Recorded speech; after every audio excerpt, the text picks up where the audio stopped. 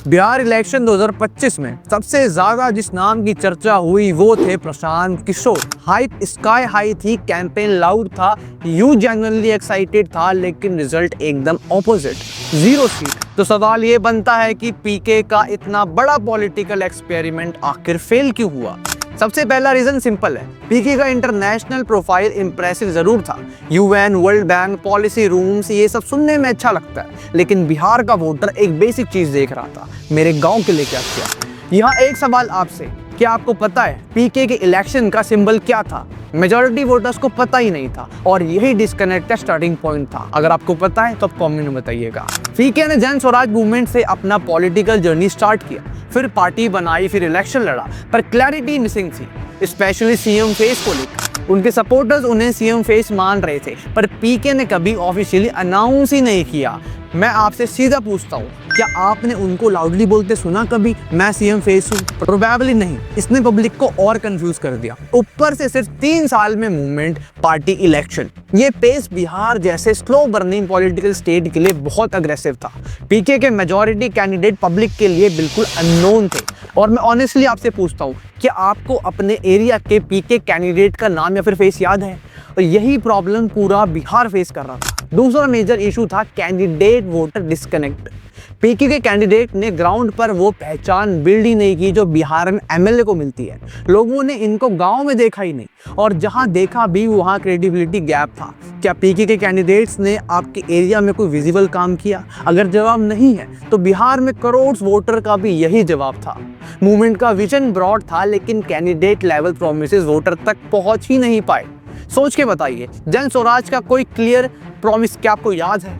अगर नहीं तो समझ जाइए कि वोट क्यों नहीं मिला। यू डेफिनेटली पीके से इंस्पायर्ड था, उनका स्टाइल मॉडर्न था, अप्रोच फ्रेश थी, पर बिहार का वोट बैंक सिर्फ यूथ से नहीं बनता। कास्ट इक्वेशन, लोकल नेटवर्क और भी बहुत कुछ, ये सब जेडीयू, बीजेपी, आरजेडी जैसे पार्टीज के पास सदियों से बिल्ट इन है। पीके के पास पैशन था, पर ग्राउंड मशीनरी मिसिंग थी।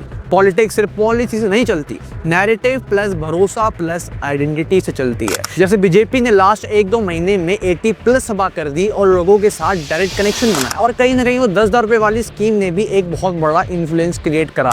वही इम्पैक्ट जन स्वराज कैंडिडेट्स की तरफ से मिसिंग रहा। पीके का ऐसा कहना है कि उन्होंने 3 साल में 5000 गाँव घूमे, लेकिन इलेक्शन के जो आखिरी दिन थे वहाँ पे उनकी लहर ठंडी पड़ गई। ऐसा लगा उन्होंने ग्राउंड पे जाके लोगों से कनेक्शन नहीं बनाया और कुछ काम भी नहीं किया। कुछ लोग पीके की कंपैरिजन अरविंद केजरीवाल से कर रहे थे, पर यह भी समझना जरूरी है कि दिल्ली में लोग उस टाइम गवर्नमेंट चेंज करना चाहते थे। केजरीवाल ने एक पावरफुल ट्रस्ट बिल्ड किया और दिल्ली में सिर्फ 70 सीट्स थी, बिहार में 243 सीट्स है। पॉलिटिकल ज्योग्राफी, कास्ट, डायनेमिक्स और स्केल दोनों ही अलग हैं। सो कंपैरिजन अट्रैक्टिव लगता है पर प्रैक्टिकल नहीं।